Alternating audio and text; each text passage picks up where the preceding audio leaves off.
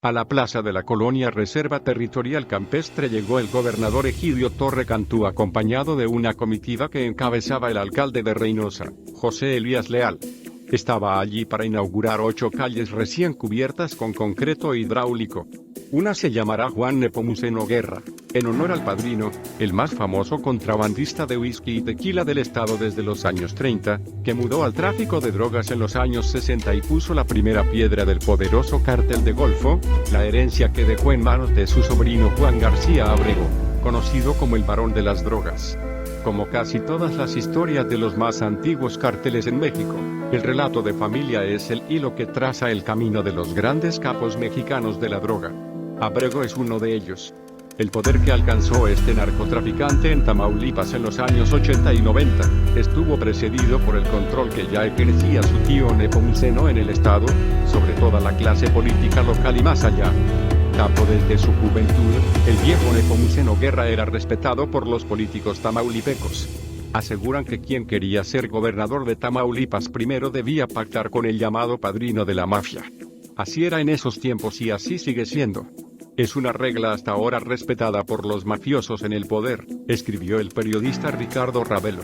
La influencia y el poder que Juan N. Guerra cultivó a lo largo de 5 décadas de actividades ilícitas en Tamaulipas las heredó Abrego para hacer del Cártel del Golfo una de las organizaciones criminales más poderosas en México, con operaciones en al menos 6 países, responsable del tráfico de al menos 20% de la cocaína que entraba a Estados Unidos y ganancias que rondaban los $200 millones al año, según cálculos de las autoridades estadounidenses.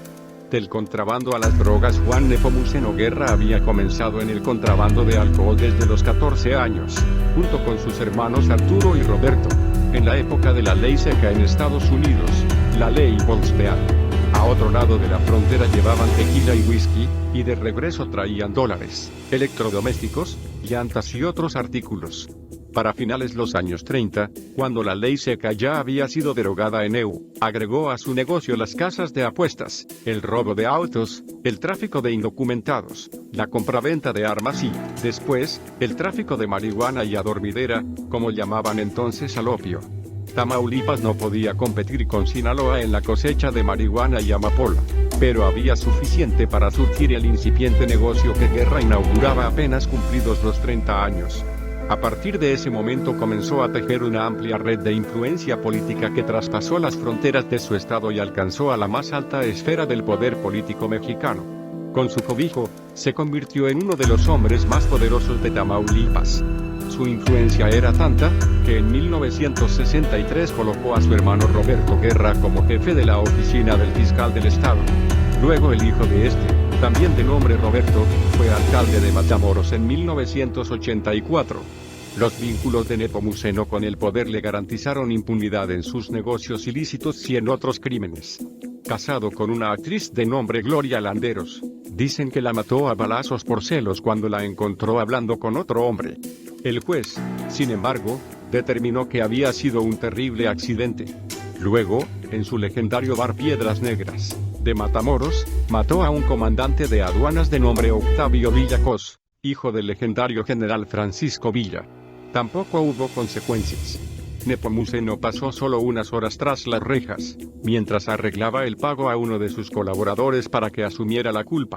Para entonces, el padrino ya tenía a su lado a su sobrino Juan García Abrego, a cargo de alguno de sus negocios.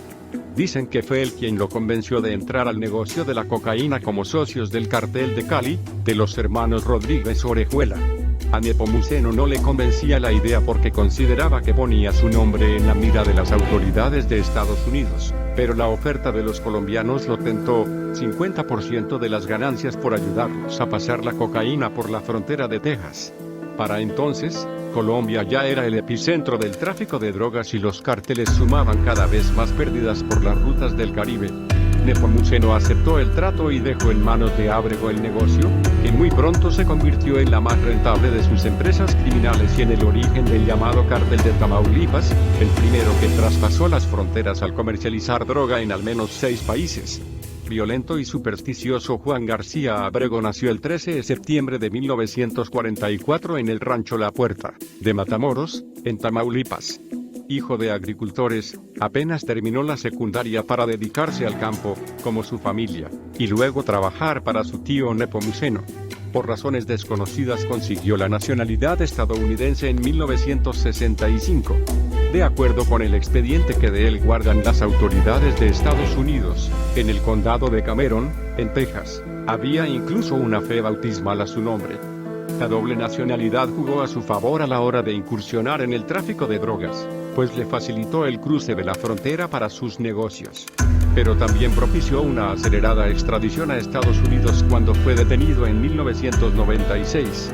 De la mano de su tío Nepomuceno, se inició muy joven en el robo de autos, el tráfico de marihuana y, después, de cocaína.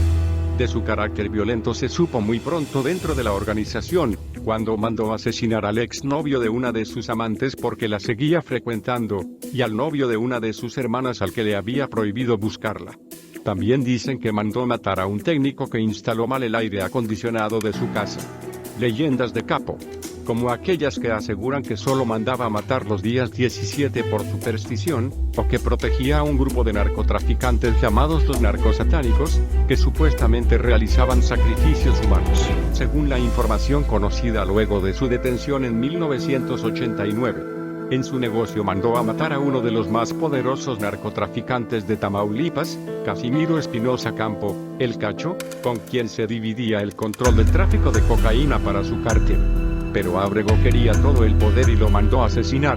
Tamaulipas era todo suyo, paseaba, se exhibía en los partidos de béisbol, a bordo de sus lujosos automóviles, acompañado siempre de sus sicarios y sus mujeres, aunque siempre rehuyó la foto pública. A su tío Nepomuceno no le gustaban sus modos, pero lo dejaba hacer. El negocio ya era suyo y bajo su mando el cártel de Matamoros se extendió y se convirtió en una poderosa organización criminal que tomó el nombre del Cártel del Golfo. De acuerdo con el investigador Eduardo Guerrero, experto en seguridad, el éxito de su organización se debió a que aprovechó tres activos. El primero de ellos es la privilegiada ubicación geográfica de Tamaulipas, una larga frontera con Estados Unidos y cuatro de los cruces fronterizos más activos del país, Matamoros, Miguel Alemán, Nuevo Laredo y Reynosa, posee una extensa franja costera escasamente vigilada y es el punto más cercano entre Estados Unidos y los puertos del Pacífico y la frontera sur. El segundo activo fue la sólida red de complicidad con autoridades de todos los niveles que su tío construyó durante 5 décadas. Y el tercero fue que García Ábrego compensó la desventaja de que Tamaulipas no fuera un gran productor de drogas por medio de un acuerdo altamente provechoso con los colombianos. Crimen y política. Con García Ábrego ocurrió lo que su tío Nepomuceno previó desde un principio. Su éxito en el negocio de las drogas lo colocó en la mira de Estados Unidos, que en 1995 lo incluyó entre los 10 más buscados por el FBI. Tuvo el honor de ser el primer narco mexicano en entrar a esa lista, que le dio más notoriedad de la que ya tenía. En la prensa mexicana se hablaba de su dominio, de sus negocios para lavar dinero y sus relaciones con políticos. Entre ellos, Raúl Salinas de Gortari, hermano del entonces presidente Carlos Salinas de Gortari, quien lo visitaba frecuentemente en su casa de Monterrey, en Nuevo León, según crónicas de la época. También contaba con la protección del policía más famoso y rico de la época por sus vínculos con los cárteles, Guillermo González Calderón y, subdirector entonces de la Policía Judicial Federal, encargada de perseguir a los capos de la droga. Con todos hizo amistad y Ábrego no fue la excepción. De acuerdo con los testimonios conocidos en su juicio en Estados Unidos, el capo le pagaba al policía entre $7.000 y $10.000 por su protección al cruzar droga. Pero la presión de Estados Unidos obligó a que las autoridades mexicanas tuvieran al menos que aparentar que lo perseguían. Así crearon en 1993 un equipo especial de 50 agentes para detener a García Ábrego. Uno de sus operativos, dirigido por González Calderón se llevó a cabo en una casa de la Colonia del Valle, municipio de San Pedro Garza García, en Monterrey, que pertenecía a Juan Nepomuceno Guerra. El resultado, nada. No hubo detenidos ni droga o armas incautadas. Las tímidas acciones de la policía mexicana no debían preocuparlo mucho. De acuerdo con el testimonio de Oscar López Olivares, el profe, quien trabajó de piloto de García Ábrego y testificó en su contra en Estados Unidos, el capo ya había sido detenido y liberado en 2 ocasiones. Y una más en 1984, en Texas, donde las autoridades lo aprehendieron por robo de auto. La suerte de García Ábrego acabó al concluir el sexenio de Salinas de Gortari. El final de la leyenda. El gobierno de Ernesto Zedillo no pudo comenzar peor en diciembre de 1994, con una crisis económica sin precedentes, el levantamiento del Ejército Zapatista de Liberación Nacional, EZLN, en Chiapas, y precedido del asesinato del candidato presidencial Luis Donaldo Colosio y de Francisco Ruiz Massieu, un alto político del oficialista PRI. La administración de Zedillo requería un golpe de autoridad, escribió Eduardo Guerrero en su artículo El dominio del miedo en la revista Nexos. De modo que emprendió la cacería de García Ábrego y la dejó a cargo de su procurador Antonio Lozano Gracia.